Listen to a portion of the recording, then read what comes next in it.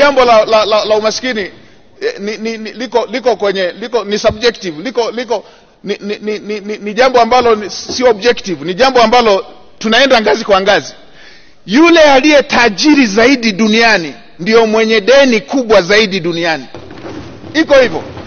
Kwa hiyo sasa hivi ukipanga ukubwa wa madeni, anayeongoza ni yule mwenye uchumi mkubwa zaidi duniani, ndio mwenye deni kubwa zaidi duniani. Hivyo ndivyo ilivyo.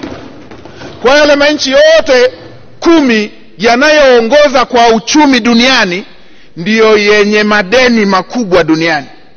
Ukija hapa Afrika, ukipanga chumi kama tunavyopangana, kuanzia nchi yenye uchumi mkubwa zaidi hapa Afrika ndiyo yenye deni kubwa zaidi hapa Afrika.